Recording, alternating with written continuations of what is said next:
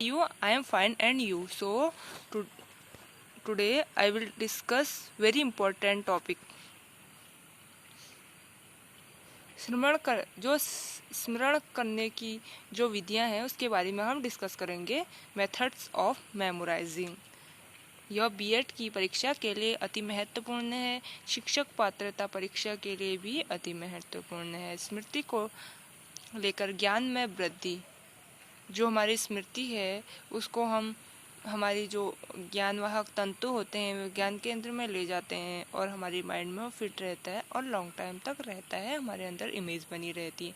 तो हमारी जो बिहेवियरल चेंज है वो स्मृति के द्वारा होता है। अगर हमें स्मृति के कॉन्सेप्ट, उसकी मेथड्स, स्टेप्स, सारी चीज़ें हमें पता है तो हम अपनी लाइफ में इसे अप्लाई कर सकते हैं। अगर हम अप्लाई करेंगे वो बहुत ही इम्पोर्टेंट है और अच्छा भी है, क्योंकि हमारे लॉन्ग टाइम तक हमारे माइंड में रहेगा और हम उसे चीज़ों को ऑब्जर्व करने की कोशिश, और जिस मेथड से हमें अच्छा फील हो रहा है और लॉन्ग टाइम तक हमारी मेमोरी में फिट हो रहा है तो हम उस मेथड का यूज़ करेंगे और मेथड भी हमारी अच्छी रहेगी, क्योंकि हमें नॉलेज है हर चीज़ की। तो हम अपने मतलब स्मृति को बढ़ाने के लिए इन चीज़ों का प्रयोग कर सकते हैं। तो अगर हमें ये कॉन्सेप्ट क्लियर है तो हम इसे अच्छे से अप्लाई भी कर सकते हैं। ये एक अच्छा टॉपिक है।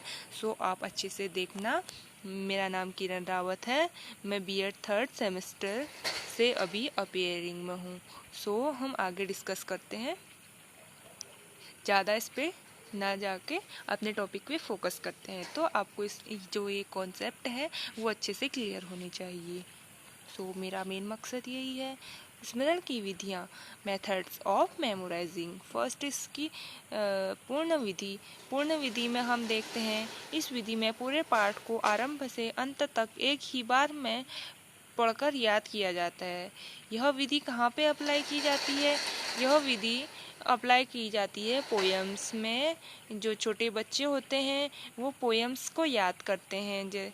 कोई भी ट्विंकल ट्विंकल लिटिल स्टार, मतलब वो एक मतलब स्वर में भी बोलते हैं और पाठ को स्टार्टिंग से पढ़ते हैं और अंत तक पढ़ते हैं। ये पूर्ण विधि होगी। बहुत से हम ये नहीं कह सकते कि ये विधि एक चीज़ के लिए बने हैं और अपने मतलब जो मेथड्स हैं ये अपने आप में एक मतलब हर चीज़ में हम इसे अप्लाई नहीं कर सकते, पर एक पर्टिकुलर स्पेसिफिक इनमें बना है।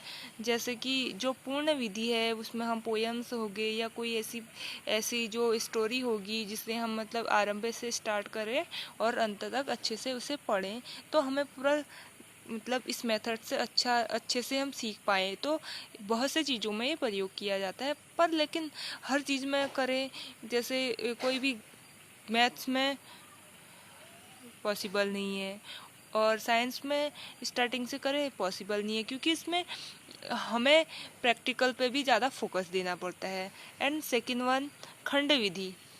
खंड विधि में जो सपोज हमारा जो सिलेबस है उसे हम मतलब टुकड़ों में पढ़ते हैं। जैसे सबसे पहले हमने हमारा लैंग्वेज है तो हम सबसे पहले पहली यूनिट है तो उसको भी हम डिवाइड करके पढ़ेंगे। सबसे पहले लैंग्वेज पढ़ेंगे, फिर उसके कैरेक्टरिस्टिक पढ़ेंगे, फिर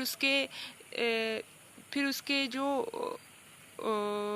कंपोनेंट है और उसके जो इम्प्लीकेशन है एजुकेशन में और क्या उसका प्रयोग होता है। तो इन चीज़ों को हम खंड विधि में छोटे खंडों में पढ़ते हैं, बैठकर याद करते हैं या हम पढ़ते हैं उसको। यह बालकों के लिए विशेष उपयोगी है, क्योंकि हम स्टेप बाय स्टेप और छोटे छोटे टुकड़ों में किसी चीज़ को पढ़ेंगे तो वो जल्दी हमारे माइंड में बैठ जाता है। यह विधि भी बहुत ही इंपॉर्टेंट है। एंड थर्ड वन, मिश्रित विधि।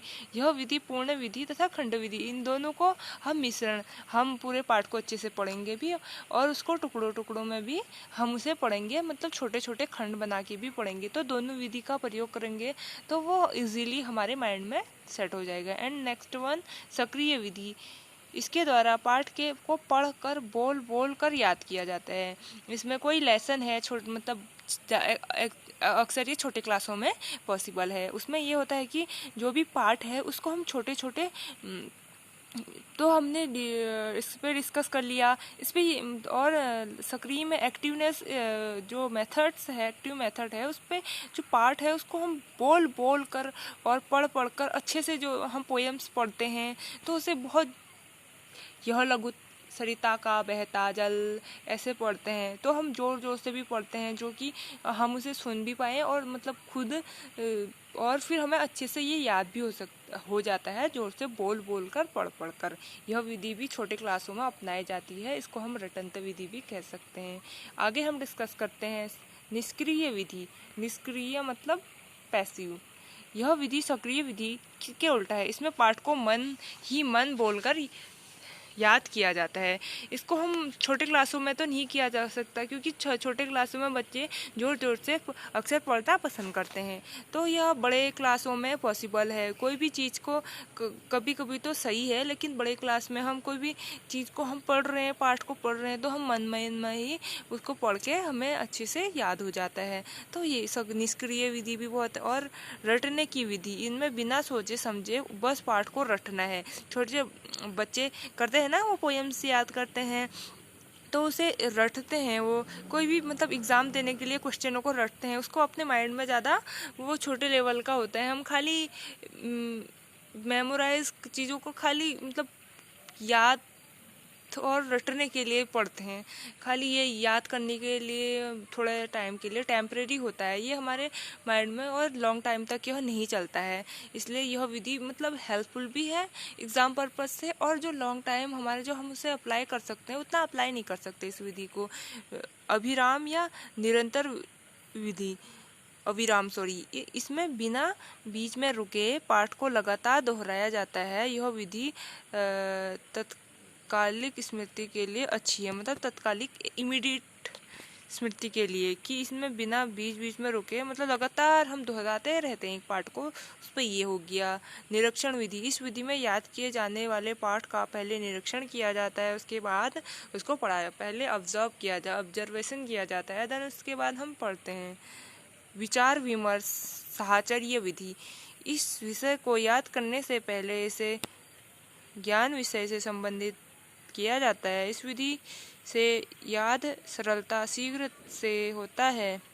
जैसे यदि हमें लाल बहादुर शास्त्री की जन्म तिथि याद करनी है तो उसका संबंध गांधी जी की जन्म तिथि से कर सकते हैं, मतलब शीघ्र याद होगा। इट मीन्स इस पे मतलब लॉन्ग टर्म मेमोरी भी है और कोरिलेट करके चलते हैं हम किसी चीज़ को।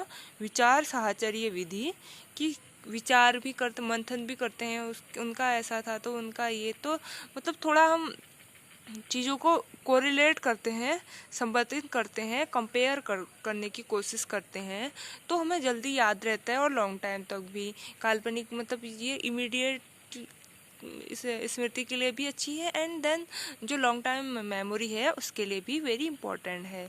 सो आपको मेथड्स कैसे लगे, इन मेथड्स को अप्लाई, मतलब हर चीज़ के लिए अलग अलग मेथड है। हमें पोएम याद करना है तो ये छोटी क्लासों के लिए ज़्यादा अच्छे मतलब हेल्पफुल है, एंड बड़े क्लासों के लिए भी यह हेल्पफुल है। बड़े क्लासों के लिए इसलिए क्योंकि इतना टाइम हमें मतलब जो नौवा है उसकी, ये नौवा जो विधि है वो अच्छा है, क्योंकि बड़े क्लासों में हमें मतलब बहुत से रिस्पॉन्सिबिलिटीज़ होती हैं, घर की भी होती है और फिर पढ़ने की भी होती है, बहुत जगहों की हमारी रिस्पॉन्सिबिलिटीज़ होती है, तो उसको हम फुलफ़िल करने के लिए मतलब यह विधि मतलब पूरा तो हम अच्छे से कर नहीं पाते हैं, मतलब पढ़ाई में भी हमारा ध्यान वहाँ भी, तो यह विधि बहुत अच्छी है क्योंकि हम चीज़ों को कोरिलेट करते हैं, इसमें टाइम भी कम मतलब लगता है, तो यह विधि बहुत अच्छी है। तो इसे आप अप्लाई कीजिए और अपनी मेमोरी को और भी अच्छे से अच्छा कीजिए और बढ़ाइए, क्योंकि स्मृति को हम जितना बढ़ाएंगे, जितना हम सोचेंगे, जितना हम इमेज करेंगे, वो हमारे जो ज्ञान तंतु है